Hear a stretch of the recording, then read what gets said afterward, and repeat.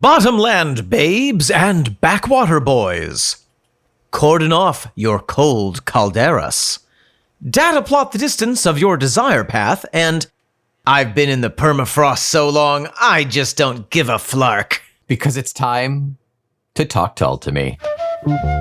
You threw me off with flark. A flark is a series of depressions. Oh, God. I'm always in a flark. I'm in a flark. It's a series of depressions in a bog. So you have like little ponds. Cool. Little flarks of water that collected there. Yeah. Neat. Welcome back to the podcast. Hello, I am Omen Thomas Sade. And I am Nick McGill. Together, somehow, we are the Feckless Moans. And this, my little cricks and streams, is Talk Tull to me. A surveying trip amongst the reclaimed lands of prog rock, in which Neep-Tide, Nick, and Obsequience Omen will chart the course of each and every track that raster rock band Jethro Tull have ever released from the summit of their musical genius to slowly wear a ravine into the hard granite of our hearts. We shall prance through the pampas on the padang of David Pegg's promontory. We will gallivant at a glacial pace through Andy Gidding's geodynamic gulch. And we will dramatically dunk ourselves into Doane Perry's delicate debouche. And if, with love's light wings, we can o'erperch the sonic sand plains and struggle up the semitone escarpments, we may one day catch a glimpse of that most wondrous of wetlands, the fluting fault line, the magnificent musical mire, a mental mountain pass so treacherous that if we stay too long, we may have to resort to cannibalism in Alluvium Anderson. Ooh, alluvium. Yes, having to do with water. Yeah, antediluvian is after the flood. Yep. A lot of fun words that have to do with geographical and geological formations. Yes, I remember very little from earth science in 9th grade, but I do remember that there were some great terms. Yeah. Speaking of terms, Nick, what is the song? Let us term it a song that we are talking Tull about this week here on the podcast. We are practically halfway through Roots to Branches, my friend. Whoa. We are on 5 of 11. We are on Valley. We're at the trunk.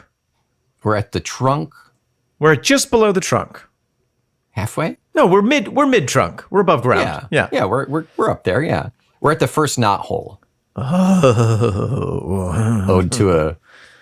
Ode to a curiously seductive knothole or something like that. Yes, I believe that was the poem. Yeah. When we are done today, we will be halfway through this album already, as there are no bonus tracks. We're on a quick one. Crazy. And we have our standard personnel here. Peggy is back to play the bass for us. He's back. And then everybody else. We got Andy, we got Martin, we got Doane, and Ian. This is the second in a trio of tracks that feature Dave Pegg. Correct. Yep. He doesn't show up until the final track after this. So the rest is old Steve Bailey. Yep. The Peggification of this album is slight, but it gets the last word. It's tiny but potent. It was a round hole, you see, and he was a square peg. Let's have a listen to track number 5 off of this album. The title of it is Valley. Valley.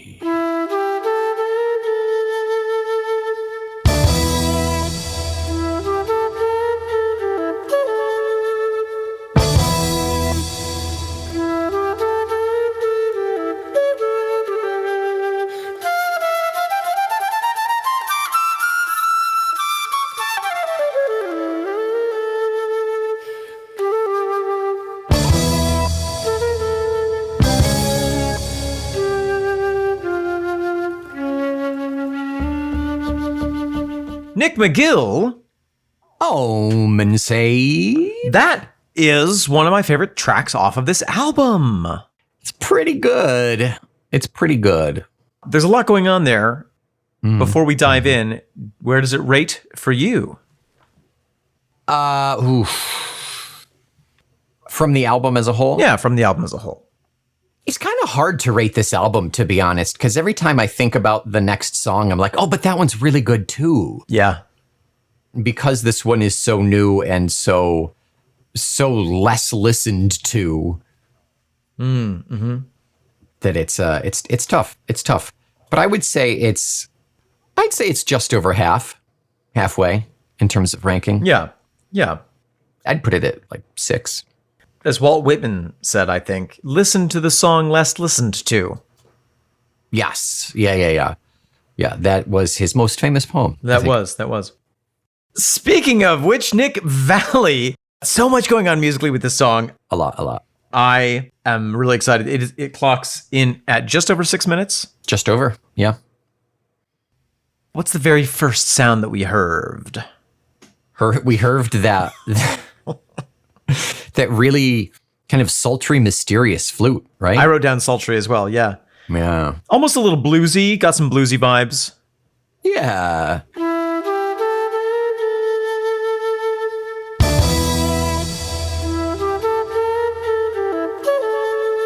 Do. It's kind of operating on a blues scale, maybe getting into the pentatonic areas. But it's great, really lots of fun. And then we have the rest of the band coming in to do those double stabs. Bow, bow. Yeah. We definitely hear drum and guitar and synth in there for sure. Yeah. Yes. Bow, bow. Yeah. And probably bass. I'm sure it's in there, yeah. But what's special about the bass in this one? It's being played by Dave Pegg. In addition to how special Dave Pegg is. I don't know. What's special about it? It's a stand-up motherfucking bass. Is it really? It sure is, yeah. It is a non-digital bass. It's a non-electric bass. It comes in, I think it's around... I think it was around 1 minute or so. I could be very off on that. But you can hear it. You hear the strings. You hear the body of the bass. It's definitely there. Yeah.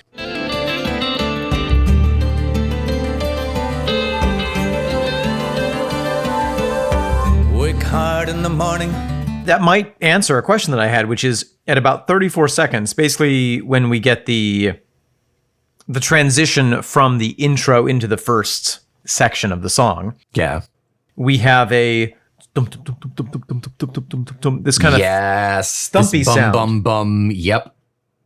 See, I thought that was a drum.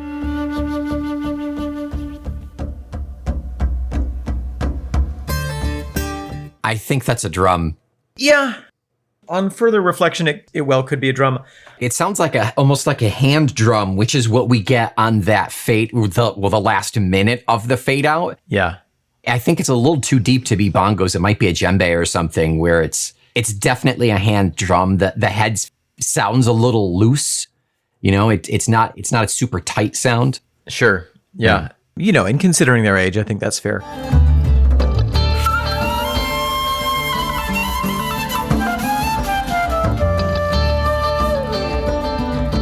Yeah, I agree. Listening to it close up, I do think it's a drum. It has that very acoustic quality to it, which to me made me first think that maybe it was somebody tapping on an acoustic instrument like a guitar or a stand-up bass. Yeah, right.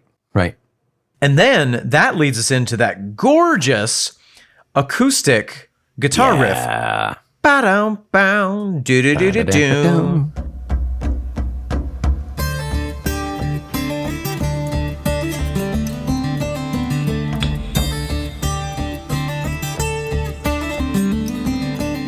That or variations on that theme takes us all the way through the entire rest of the song. Yep. Being switched off to the piano and the synth in various forms, coming back to the guitar. Right after that acoustic, we get like a noodle or two on that sets up that theme.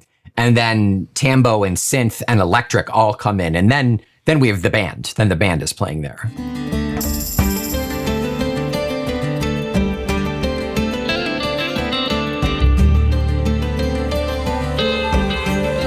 Yes, and it's a pretty cheery, slightly suspenseful, but generally cheery feeling off the bat there. This isn't a minor key, right? It feels like it's minor adjacent, almost. Yeah. I don't know enough about music theory to responsibly answer that question, but... Let's have a couple beers and talk about it. Yeah. I think that it's playing back and forth between different modes, some of which are more in that minor sound and some of which are more on the major sound. Because if, when we get to holding hands on the hillside, showing love to your brother, that has a very major sound to it. Right. But whatever the key is, whatever the scale is, that first sung verse gives us a mix of kind of dark and light sounds, but a little bit more on the lighter sound, I would say. Yeah. When we get into In the Long Red Valley, then it gets real hard, real dark, real fast. Yeah.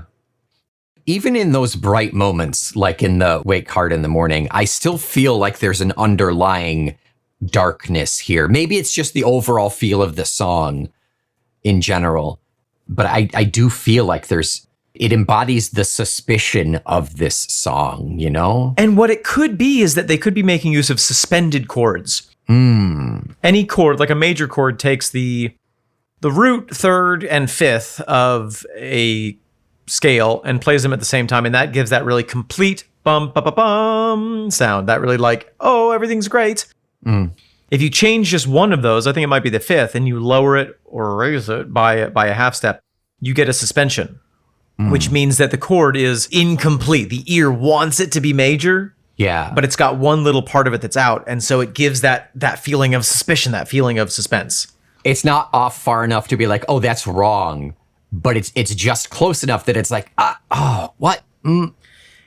Yes, exactly. Jazz players make use of that. Have you ever heard the term a blue note? I think so, yeah. There's a famous jazz bar called the Blue Note, maybe even a series of clubs called Blue Note. But a blue note is when the song wants to go, someone to watch over me. That would be a resolution of that phrase. Yeah. Sometimes they'll go, someone to watch over me. Yeah. And end the song there. And that's what gives it that sense of, it's not quite finished. Oh, snaps. Yeah, I think Sinatra has a recording where he does that. Probably. Yes. It's a common feature of jazz. I think that something in that vein is going on here where there's a note that is purposefully giving it that sense of like, ooh, what's happening? Yeah. Slight inexplicable discomfort. Yes, exactly. I've been living with that for 39 years. We have some really lovely, a single harmonic guitar chord at 1 minute 11 seconds. Old goats and sandstone cracking. What I've noticed on a lot of the guitar work on this track is that there's a lot of echo on it. Yes. It's very echoey. Yeah. Kind of across the board with a lot of different instruments, but the guitar, there's whatever pedal setting he has it on. He's making use of that. So instead of just hearing the one chord, you hear wow, wow, wow, wow, wow. Yes, we hear that. That's a really, really good example in that last minute. Yes. Especially the very last thing that we hear is yes. I get the sense that it wasn't an after effect. He knew that he was like playing that with that pedal on so he could play with that back and forth. It feels like it, yeah. Yeah, definitely. It's almost like the sound is echoing off the walls. Of something. The Valvoline gas station. That's it. Yeah. At 1:45 or so, we get our first instance of my favorite thing in this. Is it the whistle? Does that whistle sound or the little tune that it's making, I know it comes back 2 or 3 times. Does that remind you of something else from the era? Like every time I hear it, I get this very visceral. From Tull specifically? No, from something else. I feel like there must be like a Bare Naked Ladies song or like a.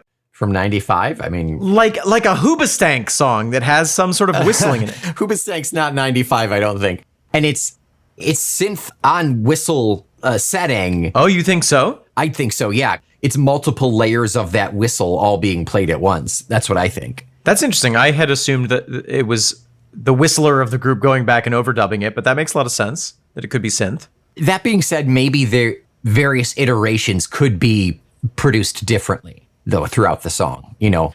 Or it was a a human tone produced by someone's debouche, and then the synth went in and copied it and layered it. I mean, who knows? A la Mellotron, yeah. Every time I just get a flash of Red Hot Chili Peppers or something. Like there's some other band from the era that I'm like, ugh, someone else whistled. I know what you're saying, but it doesn't smack of anything to me. Okay. It's fun. It's a lot of fun. It's very silly. It feels irreverent. It almost feels out of place. It feels like you're describing this dark, long-standing blood feud. Dee. Like, right. Even though that's the case, you still whistle when you go to the watering hole, when you go fishing, Yeah. Around 2 minutes, we have a really lovely hard sound developing out of the guitar and the synth. In the long red valley, people dying here too long. Coming in at about 2 minutes and 28 seconds, we have the break that has wonderful Martin accompaniment.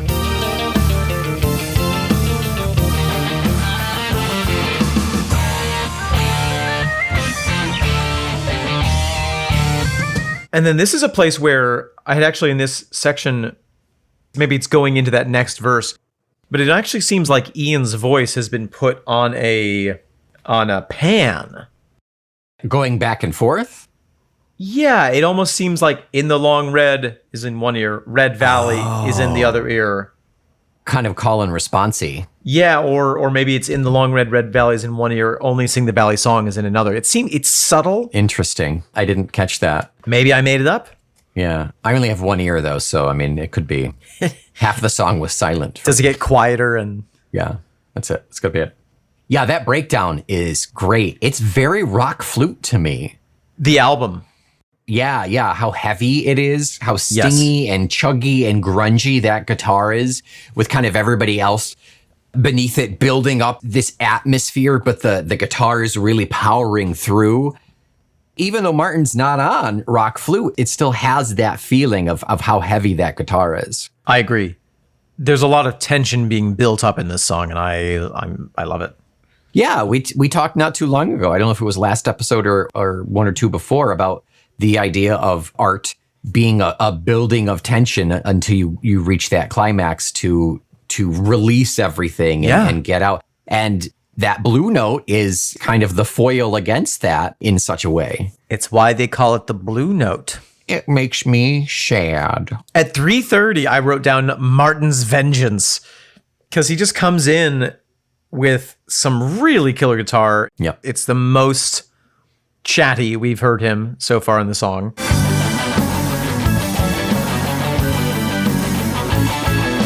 As if we needed any more proof, this song really hammers home the idea that this album is heavy. This is a heavy album. And heavily composed as well. Yeah, it's that, I think it was one of the first songs on this album we talked about how proggy this album is, combined with the idea of how we're kind of fitting it onto the structure of this new kind of heavier metally sound. Yes. And the devil's in the details. One of the loveliest moments from this song. Just after that, kind of getting into Martin's solo, we have Doan. He has a couple of measures where he's playing the drums basically on a quarter note. Dum, dum, dum, dum. That goes on for a couple measures, and then he doubles it. Dum, dum, dum, dum, dum, dum, dum. Oh, interesting. And it just is so effective at creating a sense that the song is moving, that it's speeding up even when it's not. Yeah. It's just the little details.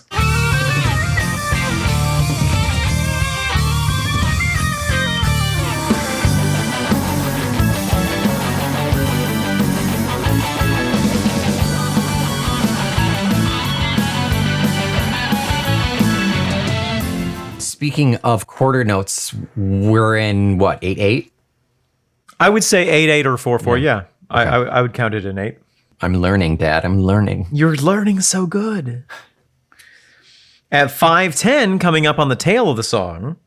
Yeah. Ian really puts the flute into the flute version of Overdrive, where he is blowing across the sound hole, the flute hole. whatever you want to call it. Aperture? The aperture, you could call it that. No, embouchure. But that's the embouchure is the mouth. That's the mouth, okay. But he's playing over the blowhole. So if you blow over it at a certain tone, it creates that vortex that creates the note. He is finding that and then blowing past it. Yeah. So you get that supercharged. Yep. Yeah. Yes. He's really playing with that as an effect almost, and it's really, really fun.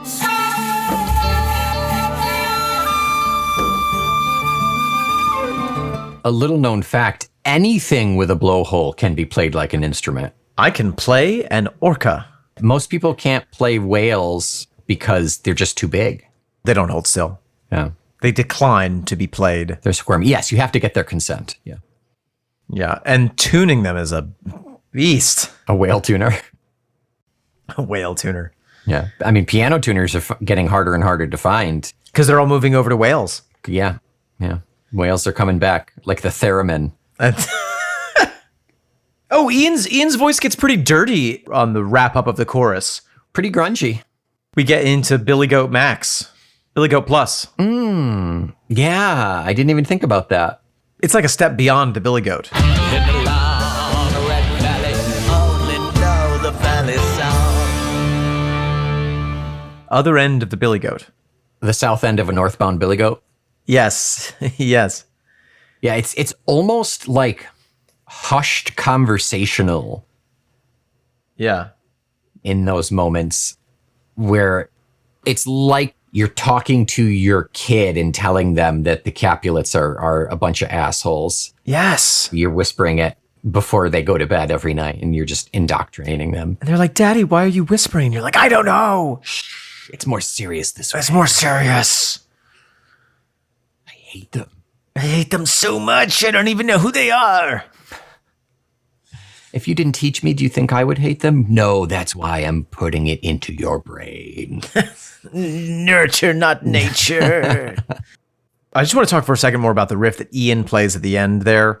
After that kind of overdrivey section on the flute, he pulls it back and is playing notes, but it feels very instinctive, very wild, and he incorporates dissonance into that section in a really delightful way. Everybody, all of the instruments in that section, I mean, they're great throughout, obviously, but they embody something more, something extra, something, the physical embodiment of rage. It's feral almost. It's Feral. like a tribe is playing these instruments. And then we end with what sort of feels like it's going to be a fade out, but then we end with that down, down, down, down, Of the guitar. guitar, that one harmonic chord that doesn't quell any concerns that have risen during the listening of this song. No, it's a cliffhanger. Yes. I need to get the next book to find out what happened. Valley 2. More valley. Just when you couldn't get enough valley. How far does it go? Jason Statham in The Valley. Who's Jason Statham? Jason Statham is from the Fast and the Furious movies. Oh, no. He was in Meg and Meg 2. He does all of those really f***ing awful action movies. I guess they're just I guess they're just action movies. Wow. Yeah. Wow. Valley 2. The Valening. The Reddening. Not deep or wide enough. Yes. And it's all about family. It's all about family. That's a Fast and the Furious joke. Nick, hello, welcome to the half. Welcome to the valley floor of this episode. We're going to go up the other side of this valley and see what's lurking there. But first, why don't we open up our knapsacks, eat a hearty piece of dark bread and maybe some brown cheese. You can have the brown cheese. I'll pass on that one. That's a real thing, Norwegian brown cheese. Oh, is it? Yeah. I feel like you're making that up. I'm not, I swear. You're going to tell me to go hunt a snipe next? Of all the things I've made up, Norwegian brown cheese is not one of them. Anyway, why don't we look at our backpacks and see what we have? Oh, I happen to have an email in my backpack. And also me. Jesus Christ, Marley. How did you? Marley! This backpack, I've been carrying it down into the valley and I did not notice a weight difference. You are very light, disconcertingly so. I'm always thinking about your glutes. I appreciate that. By the way, we're out of brown cheese. No, Marley, that was the whole point. That's what I was looking forward to. I'll run back and get some. Yeah, Ta-ta! please. He's off. He is a wild card. Yeah. What does the email say, Nick? We have an email from a new writer-inner. A new writer-inner. White innocence. This is from Daniel from Denmark. Danny Dem. Danny Den. Danny Den writes in with the subject, possible jump start. We'll find out. They say, thought you might enjoy this possible jump start. Was out driving with my wife and son and was listening to my Apple Music suggested playlist. When we stopped the car, my son of 4 years wouldn't leave the car. My wife then said that I must be proud of my son. The reason why he wouldn't leave the car was that he listened to a song that he really liked. The song was Hunting Girl. Oh. Now we've listened to Hunting Girl about 10 times the last day. Thanks for your great podcast. I started listening to your podcast half a year ago, so I'm still trailing. I just started A, but have decided to listen to new episodes when they arrive from now on as well. Oh, what a good idea. Thank you, Danny.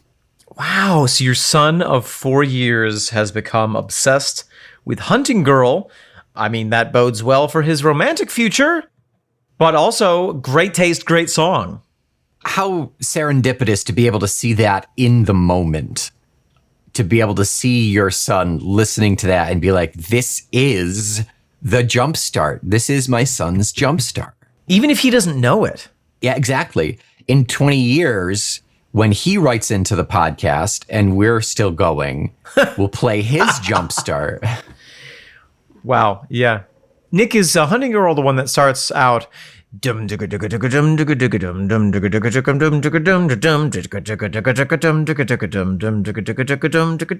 dum dum dum. What am I thinking of? I'll make love to you in all good places. Oh, Winged Isle. No, Hunting Girl is. Oh, of course.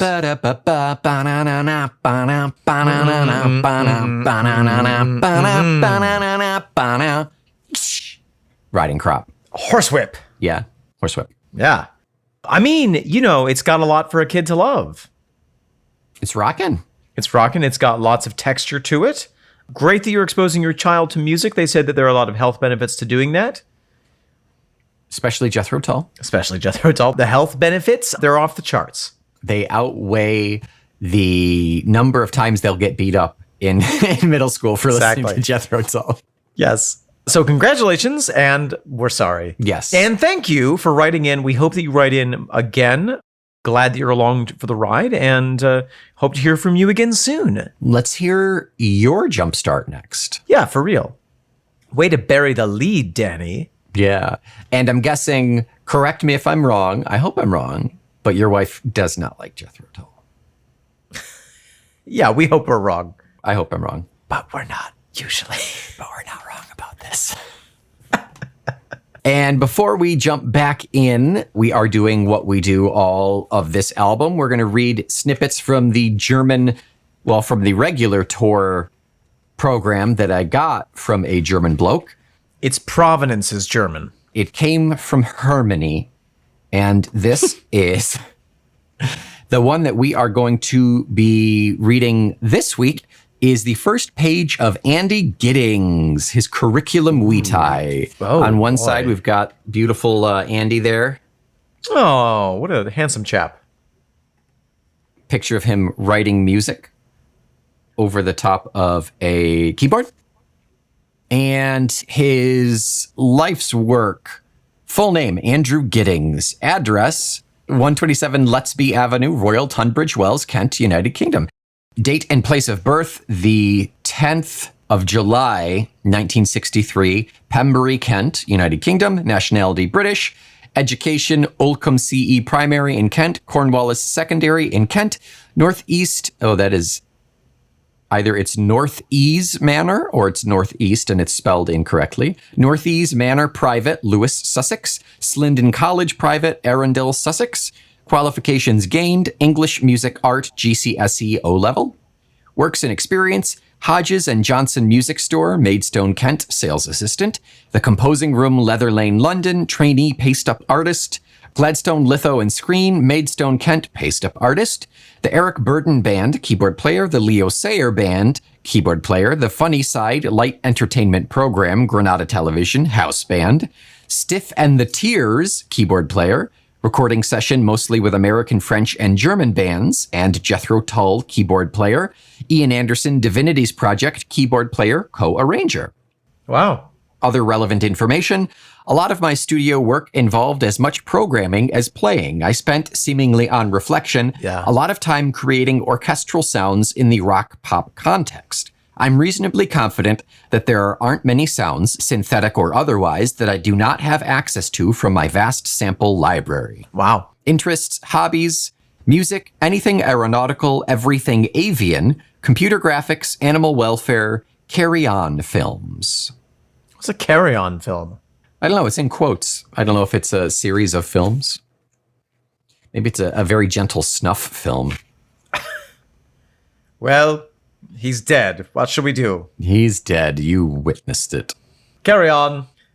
Carry On is a series of films. There's Carry On Cabby, Carry On Jack, Carry On Spying, Carry On Cleo. Okay, it's a British comedy franchise comprising 31 films. Crikey. And it's about a group of recruits doing national service. That sounds about right. What's the cop school series? Police Academy. It's like the Police Academy. Yeah. Yeah, that's what it seems like. Interesting. Sounds right. Royal Tunbridge Wells is a real place, but I have not found, I think that is a false address. I should hope so. Yes. I should hope so. And then finally, Andy writes about Valley. I chose to review this song because, taken literally, it immediately conjures up the dust, the heat, the dry mouth, and the cracked soil, and in the distance downstream, the sight of silken-clad women washing clothes in the water, only occasionally gracing us with a scathing glance. We, and I include myself as the listener, may never know the reason for the apparent hostility. If indeed that is the case, but how welcome the snow melt, sweet water. That is, until the middle section when all hell breaks loose, venting some of the tension that has built up during the track, then suddenly, a breath of mountain air, holding hands on the hillside showing love to your brother, your sister, and your mother. Cynical as that may be. The high point for me, a few great lines. Anybody seen Moses? Get him off that mountain, bring back the tablets of stone. It's a wise prophet who keeps his own counsel, well, leave the other man's wife alone. A healthy 48-point question mark over some of the things we're told and the influence the few can have over the many. In the long red valley, they only sing the valley song, Andrew Giddings. And then beneath that it says, Andy, what are you on? IA. Ian chips in with his commentary on Andy's commentary. And now we shall comment upon the commentary. Interesting little window into the world of Mr. Giddings. Yes, it is, indeed. And not surprised to hear how much programming he did on this album and in general. I think that, we can hear the efforts of his work just with the unaided ear. Yeah, I think it was just last episode we talked about the string sound. Yes. Yeah. Yes. That gives credence to your theory that the whistling was all digital. Yeah. Well, thanks for writing in, Andy. Thanks for writing in. Hope you continue to do so. And let's breach the other side of this valley and talk lyrics. Nick, the lyrics. The lyrics here, they are. I am so glad that we went to the Highlands. The Highlands of Scotland, you say? I do, because I think that, you could place this song geographically anywhere that human beings live in groups. There are conflicts between groups. Yeah. But when I heard this song, I was really struck by, do you remember when we went to the fairy pools? Yes, I do. Well, we went with the intent of going to the fairy pools, but... We saw the lowest pool. Yeah. We saw the lowest fairy. Hey, you want to wish? Hey, Does it come with tetanus? I'm not sure I want one. I'm blowing fairy dust down here. I'm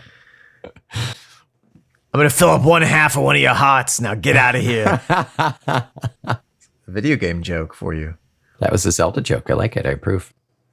There was an informational sign Yes. because that location was down this long, long valley in the mountains. And there was an informational sign talking about the last clan war that happened in that area. And it was the crazy story of the guy who's like, yeah, I got this wife from the tribe next door and she didn't bear me any sons and she's lost an eye. So I'm going to send her back to her family on a one-eyed horse with a one-eyed servant followed by a one-eyed dog. Yep. And crazy, the other family was not so happy about that and went on a massacre. Slightly insulting. Slightly insulting. But that, like literally the geographic layout that we encountered is such a perfect setting for this type of song. Yeah. And you could really see how it's like, oh yes, this is the valley. And for practical purposes, this valley is all that exists. Right. Yeah. Because there's nothing worthwhile outside of it. It's the valley, and then it goes lower down in the valley. Presumably, if this valley has a river, it's going to run to the sea, or it's going to run into some bigger, it's going to be a tributary of some bigger body of water. And that's always where civilization and trade happens. Yep. And so, geographically, if I was to make a diorama, a shoebox display of this song. Please do. Thank you. I've been shaving my shoeboxes for weeks. They get very hairy. I would put the speakers, the subject matter, the family that this song is about, quote unquote, at the top of the valley. And then you have the people lower down in the valley who are perhaps more prosperous, have more access to goods and services, resources, trade, Right. etc. Yeah. Because nutrients flow with the water. That's why you get a river delta where the water goes into the sea. It's the fertile land. Absolutely. So down the valley, the further you go, it's going to be more fertile. Yes, great point. Yeah. And that kind of geographic relationship, we can see that in the Appalachian Mountains here with the Hatfields and McCoys, if we're thinking of that, and in plenty of other places. Wake hard in the morning. Ooh, off to a good start. Wake hard in the morning. That to me implies that it has either not been a good night's sleep or that they don't have beds. Yes, either or. That's exactly what I was thinking. Or it's difficult to get out of sleep because you worked your ass off the day before, you're bushed, but you have to get up at the crack of dawn. Yeah. So you force yourself up out of sleep. It's a hard encounter with reality waking up. Yeah, I'm still here with one sheep and nothing but scrub grass. With one-eyed sheep. Yeah. See the young girl milking. Oh, things are looking up. See the young girl milking. Milking the one sheep. Milking the one sheep. Stream rushing by on a bed of stone. Stream rushing by on a bed of stone. That was really the image for me that was like, oh my God. That's where I was like, oh yeah, that valley and sky that we saw. Right, because there was a stream running down the middle of it. On a bed of stone. You walk parallel to it to get up to the fairy pools. And any big valley is going to almost perforce have a stream in it. Gravity. Due to gravity. Yeah. Due to the effects of what we like to call gravity. Blame gravity. It's everywhere. Old goats and sandstone cracking. All containing squeezing that river like it squeeze your bones. Old goats and sandstone cracking, all containing, squeezing that river like it squeeze your bones. I understand why the sandstone is cracking. That's like erosion. Why are the goats cracking? I think it's just the imagery of the goat is no longer useful. It's no longer fruitful. It's not giving you milk anymore. It's too skinny for meat. The best you can do is turn it into leather. Right. And soup bones. Or it's just old goats and also sandstone cracking. The goats don't have to be cracking. Yeah, but just the way, I don't know, the way that he sings it, it feels like it's a complete idea with both pieces. Yeah, I agree. And that imagery of calling an old goat cracking is bang on, Ian. A cracking old goat. A cracking old goat. How's your old goat? Absolutely cracking. Cracking. That's what I call my grandmother, a cracking old goat. And then we have the line, all containing, squeezing that river like it squeeze your bones. I love the idea, going back to the point that I made earlier, that this valley contains everything. It's all you know. It's all that you have. It's all that there is functionally. Right. And the resources are being squeezed. Yes. Maybe the goats are cracking from thirst because they are trying to drink up every little drop of water. And so it's either the goats get the water or the crops get the water, but not both. Yeah, right. When your everything is reliant on this single stream running through the valley, there will be times when you have to pick and choose. Make hard choices. Yeah. Do you remember how the waitress at the Talisker Distillery luncheon told us that the mountains of Scotland are actually contiguous with the mountains of like West Virginia and the Appalachians? Yeah. But because of Pangea breaking apart, they're now separated? Yeah. I love their first album. They really went south by the third. And Pangea? Honestly, yeah, it's for the better that they broke apart. Yeah. I'll never forget Pangea's early stuff. That's so good. In the long red valley, people living here too long. In the long red valley, they only sing the valley song. In the long red valley, people live here too long. In the long red valley, they only sing the valley song. And that's another more evidence to support the idea that like the valley is everything. It is the only place where life exists, or that we know that life exists. Right. Singing a song does not have to be actually singing a song. It could be anything. It'd be living the life of the valley. Yes, what you talk about, what you think about, all of your actions comprise your song, the valley song. Yeah, love that. Yeah. And now we get the source of the tension. Some bad people living further down the valley. Mm-hmm. Not easy for us to do good trade. Some bad people living further down the valley. Not easy for us to do good trade. I mean, it's a classic kind of situation of you've got the hill people and the downhill people. Yes. And they don't like each other. Yeah. It's tribalism. It's tribalism. And the smaller your community, the more vicious the divisions can be because they're personal. Yes. Right. Yeah. Yeah. I mean, these two tribes, if the valley is small enough, can be two families. Yes. Yeah. Or one family that had a schism at some point. That's true. Yeah.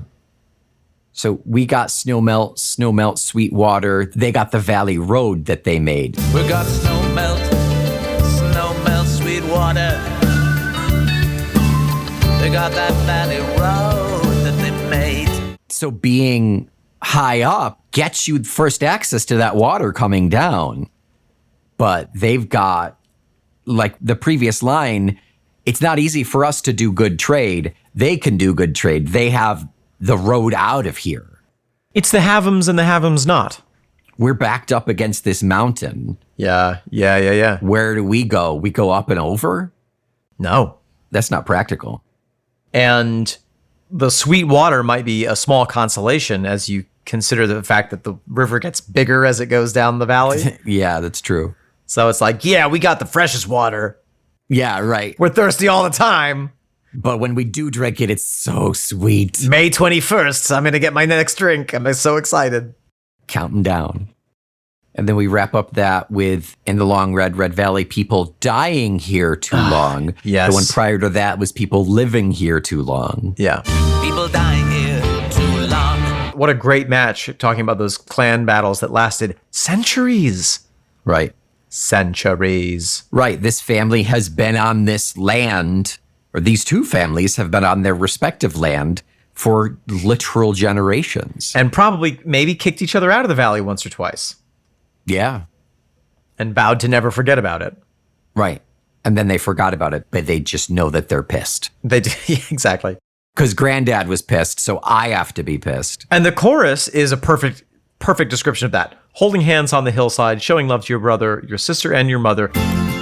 Holding hands on the hillside, showing love to your brother, your sister, and your mother. All these kind of typical images of like the New Testament almost, or modern Christianity, like love thy neighbor, everyone is equal under God, we're all brothers and sisters, but we hate those people down the valley. Yeah. Oh, I love it. It's so good. But we hate those people down the valley. You mentioned it in the first half that holding hands, it gets lighter. Yes. Oh, by the way, the sun comes out, the clouds part, holding hands on the hillside. And then but we hate those people in the valley. Yeah. He gets dark again. Reality sets back in. And the way he delivers it, it's not a question. It's not up for debate. It is as fundamental as we love our neighbors and we hate those motherfuckers down at the bottom of the valley. Yes. Yeah, absolutely. Absolutely. It's in your bones. I mean, what a relevant song for right now. For the politics. Dreadfully so. Pick a country. It could be any one of them. Yeah. Yeah, I mean, hell, the newest episode of John Oliver last week tonight was about Israel-Palestine, and it... What a fucking mess that is. Yeah. Yeah. We hate those people down the valley. I hate those people who hate people. I hate those valleys. I hate the haters. But I love the game. Can't stop. Can't stop playing. Too Fast, Too Furious. Too deep, too valley. Too valley. Then we get to... The last of the actual verses. Yeah, Andrew Giddings' favorite verse. Mm-hmm. To his point, this is where Ian's voice has kind of gotten to that breaking point of the excitement of the drama. His literal voice, but also his narrative voice. Yes. Yeah, okay. He's built the tension up, and now this is the climax of it. Yeah. Has anybody seen Moses? Get him off that mountain. Anybody seen Moses? Get him off the mountain. Interesting. That could refer to the historical Moses off the bat, or it could be like, where's Johnny Two Eyes? Well, he knows he's not allowed to step foot over the devil's fingernail. Oh, interesting. But the next line tells me it's biblical. Bring back the tablets of stone. Yeah. Bring back the tablets of stone. So why are we talking about Moses, the biblical Moses here? What do the tablets of stone have to do with this inter-family conflict? Well, it's the 10 Commandments. The rules. Yeah, I'm trying to think of how they would... Well, don't covet thy neighbor's ass. Or don't covet thy neighbor's wife. Yeah. And then we have it's a wise prophet who keeps his own counsel, somebody who follows their own advice. Mm-hmm.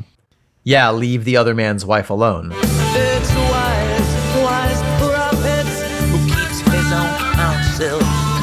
Leave the other man's wife alone. It almost says to me that perhaps the moral authority in this situation is morally corrupt.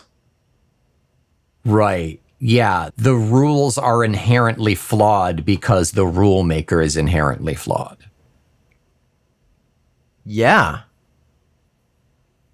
And that can also be applied to a whole hell of a lot of things. Well, and that's often that's what makes these conflicts get so entrenched is, you say, it's bad that they did this to us because that's a fundamentally bad thing to do. But if we do it to them, it's okay because they're those other people. Yeah, exactly. Exactly. We're the superior people. It should not happen to us. They're just peasants. Yeah, or even just the fact that is happening to you rather than someone else. Oh, yeah, right. Playing the victim. Yeah. And then searching for revenge, eye for an eye. Or both eyes for one eye in some cases. The ocular math gets quite complicated in this age. There was a wonderful study done with playground children where the children would shove each other. And then the shover and the shovee would both rate out of 10 the force of the shove. Oh, wow. And wouldn't you know it? 3 children died. And those little boys were never the same.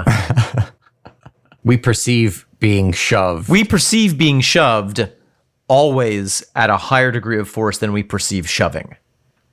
That's that thing of like, they killed some of our people. That is bad because killing is bad. Now, of course, we had to kill some of theirs, but that's just part of the deal.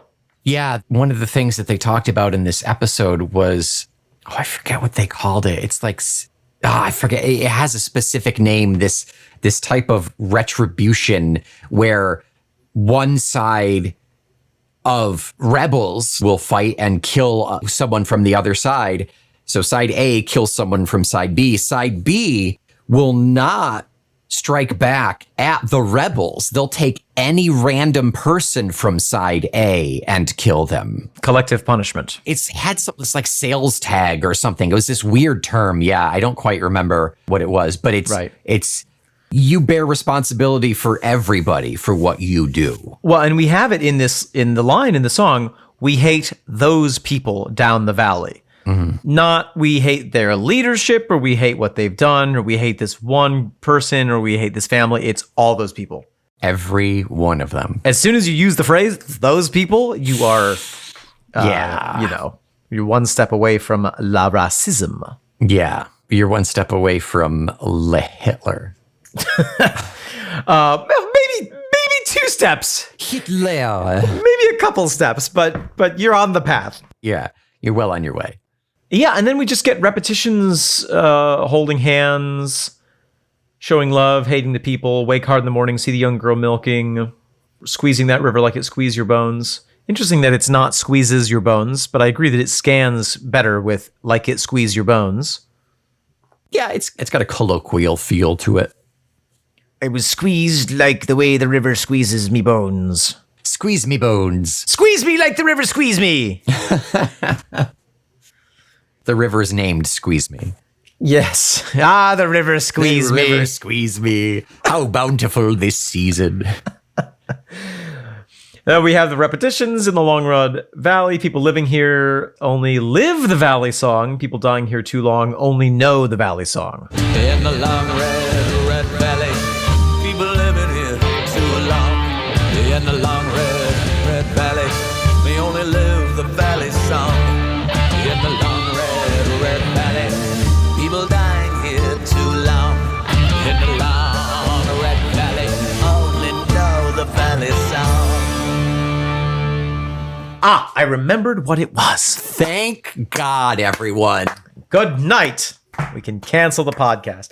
Okay, I've probably talked about it before, but in Italy, every town has its own bell tower. Sounds vaguely familiar. I don't think we've talked about it, though. The word for bell is campella, or campelle for multiple. And there is a term, campanellismo, which is bellism if you translate it directly. But it means the pride at never having been so far from your hometown that you couldn't always hear the bells from your church. Yeah. It's this pride in a sort of extreme localism. Yeah. And I think that is really what Ian is talking about, this sense of like, we don't know what's past the valley walls. We don't want to know. Right. How this translates on a greater scale beyond to bekilted tribes. Yeah. Yeah. Tribalism on a grander, more abstract scale. And the pride at not knowing anything else in the world. Maybe there's a perfectly good valley that has access to the sea right next door. Right. And nobody's there except for sheep that shear themselves and beautiful fecund women and a goat herd that plays music, I guess. I don't know. And a spring that springs the finest brandy. A river that squeezed me. And you think that this river squeeze you? Wait till you get to the double squeezer river. You remember stories of my ex's father. I remember stories of her mother, not so much of her father. Yeah. Because they were funny, tragically funny, but funny. The story about the father, I mean, there's so many stories about the father, but one of the things that sort of were part of his personality or his self-conception was this deliberate, complete lack of knowledge of the world outside of the holler and that little part of West Virginia. It's exactly what it is. Yeah. And it wasn't even the case that he didn't know anything about the outside world. He had, he traveled around the States a fair bit, but he took a kind of a messed up pride in saying like, we'd say, well, then at this point we're going to go to Spain. And he would say, Spain! Now, is that in London? And it was like, I think on some level it was an act on some level, but it was it had to have been an act. But it was a genuine act. He really didn't know. Oh, you think so? I think on some level he knew that London was a city, probably, but he didn't know what Spain was? He was taking pride in the fact that his knowledge of that part of the world was so limited, because that made him a better West Virginian. Yeah, he probably wasn't educated. Well, he skipped out of school a lot to go ride motorcycles and chase women. Yeah. And probably didn't finish high school. I'd be shocked. Probably not. If he had, yeah. But even if he had, I mean, it's the mindset. It's the mindset of this little narrow piece of the world is the world, and everything out there is just hearsay. Yeah, right. Don't cross these mountains because there be dragons.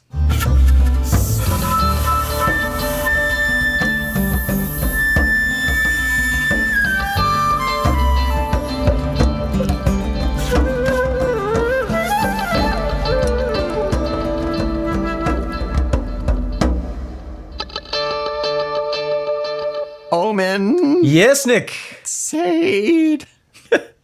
Next week, Nick, what are we listening to? We're listening to Dangerous Veils. A song which has an intro, which I am excited to talk about because it sounds like an intro on a later album. Very rock flute. Oh, rock flute, yeah. Yeah, very strange. These parallels we're getting here, yeah. A lot of raucous flutus. Especially because we have .com, we have Homo Eroticus, and Thick as a Brick 2 in between them. So I'm very curious to see the more pieces that get put together to then culminate in rock flute, you know? And this is 95. Yeah. Rock flute was almost 30 years later. Yeah. But there's still something burbling up there. Yeah. From the riverbed. Yeah, that's really fascinating. Until next week. Nick, what do we want the good people to know? I would like the people to know that we can be reached at momes@fecklessmomes.com. Yes, you can write into us like our dear Danish friend Danny did. Damn. You can also find us. How does if someone wanted to become a Patreon member and get all the perks thereof, Nick, how would they find us there? You would just search for Talk Tull to Me. On Patreon. On Patreon, You go to patreon.com and find a search bar and then put in Talk Tull to Me. And I think it's honestly, you could just do patreon.com/Talk Tull to Me, probably. 3 tiers, $15 gets you video of both the Talk Tull to Me episodes and the Feckless episodes, as well as back catalog.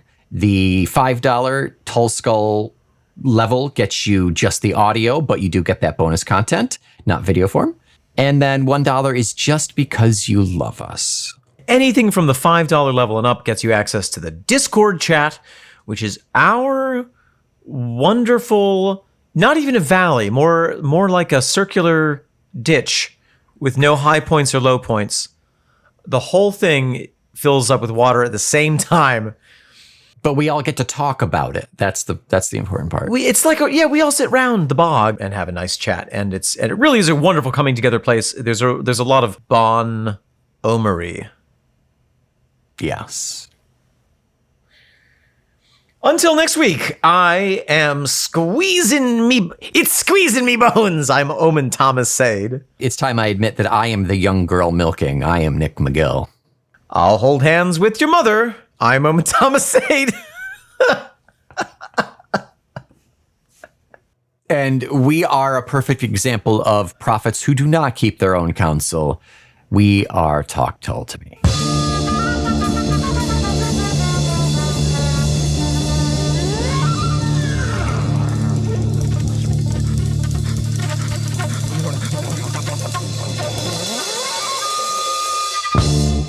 Billy Bob, I'm so thankful to have you coming up here into my hovel shack. What with it being the harvest season.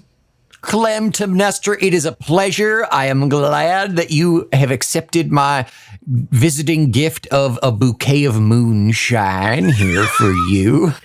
You do always make the most flavorful bouquets. I'm gonna give a little snoot of it right now, There you go. as tradition does dictate. Get yourself blind, as we like to say. I'm gonna cause myself some health problems, as my pappy used to say. Oh! White lightning. Brown lightning, too. I just saw the face of Jesus Christ, and it looked like a piece of cheese. Speaking of cheese, Clem. Yes. Speaking of Dude, cheese. speak to me about the cheese, Billy Bob. Have you heard about them folk down at the bottom of the valley? They have themselves a new type of cheese. My Lord in heaven. You know what, Billy Bob? I tell you what. Tell me. The good Lord Jesus Christ, when I was on a moonshine bender, done spoke to me directly. And you know what he done told me? What did he tell you about cheese? He done told me that every man, woman, child, and every little bird that does fly on the earth is the same and equal under God's eyes. But he also told me, them people down the valley with their fancy-ass cheese. That's right.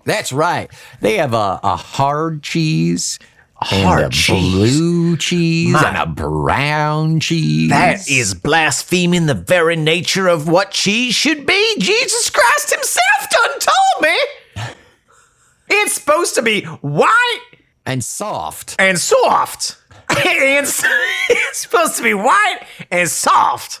They are sullying the name of this good valley, is what I say. And I'm sure Jesus would agree. I tell you what, Billy Bob. What? Tell me. I know you got that four-wheeler. I do. One of the wheels came off. It was a three-wheeler for a little while, but I put one back on, and now it's a four-wheeler. But she's running. I done saw you when you were chasing down your goats. That's right. I was mud bogging. I wouldn't be upset Yes. if we rode down on your four-wheeler. Tandem style, backsy frontsies. Yeah. With some kind of an inflammatory substance hitched up to the back of us. Yeah. And we done maybe accidentally spilled it on them down Valley's cheese factory. And what if I were accidentally was smoking a couple dozen cigarettes at the same time? Right.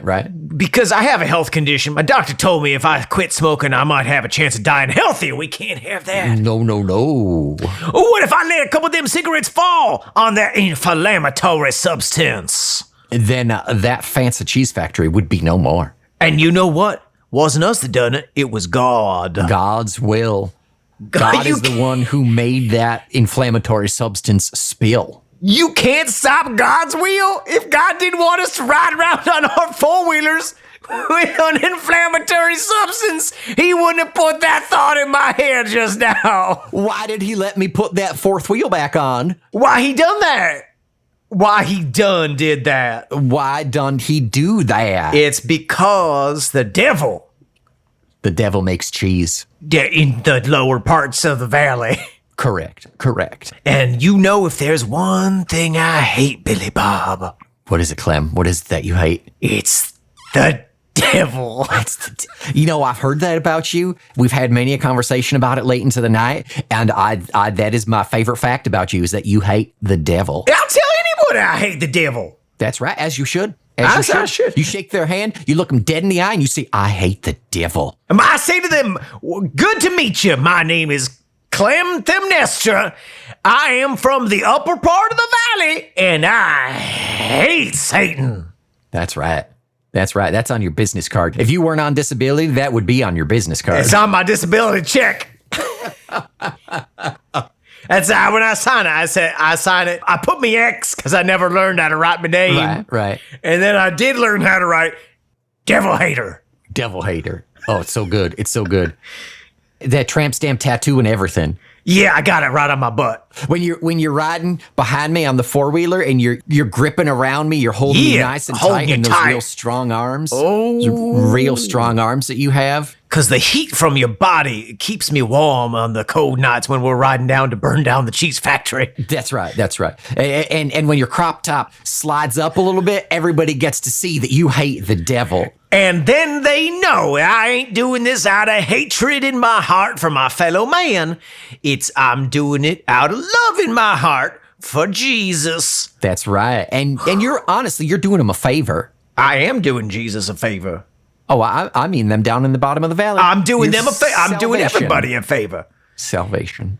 I say we get this inflammatory barrel all rigged up right here. We set off right now. The only problem that I see We got one problem. with this God-given plan, What could that be, Clem? What is it? only thing that I done read in the Bible is that you should make a joyful noise unto the Lord, and after we done conversated a fair spell, we're going to have another 45 minutes to 50 minutes where we won't have anything to say to each other, and that's when the crazy ideas start getting in. That's true. That's true. That's when you leave room for Satan, Satan will be there. If you leave room for Satan, he will slip in through the cracks. That's why I keep wall-to-wall moonshine between my ears. That's right. And when the moonshine fails, you know what I like to do? Tell me, enlighten me. Billy Bob. That's a fancy word for tell me. I like to block out. I've lost the accent. I like to block out the sound of the devil. So close. I done block out the sound of the devil with the sound of a podcast. Oh, newfangled podcast. Yeah. You put that on your phone, right? I do put it on my phone. I tried to get it on my landline and it just will not work. I will install for you for the free price of nothing an MP3 player on old Sally, the four-wheeler. Oh, perfect. We'll wire up some speakers. It won't be a hazard at all. It won't be an electrical hazard, and it won't be any kind of hazard, except that we will have the hazard of getting closer to Jesus Christ. Oh, please tell me. I was on my 6th bottle of your moonshine. Yeah. And Jesus Christ himself, he came to me out of a flurry of butterscotch candies. Oh, you were drinking the butterscotch batch. Yeah. Well, yes, and he do work in mysterious ways. That he does. More mysterious by the week, it do seem. The more moonshine you drink, the more mysterious he gets. Anyway, he got off of his mount, which looked like some sort of a serpentine metallic goat. I like it. He kissed me on the mouth. Yes, as he does. As he do. And he said to me, "Talk Tull to me as a proud member of the Feckless Momes Audio Network." And I've been pondering them words ever since. That's more cryptic than his face in a piece of toast. Woohoo! I'm all hopped up on the shine. Let's go burn some cheese.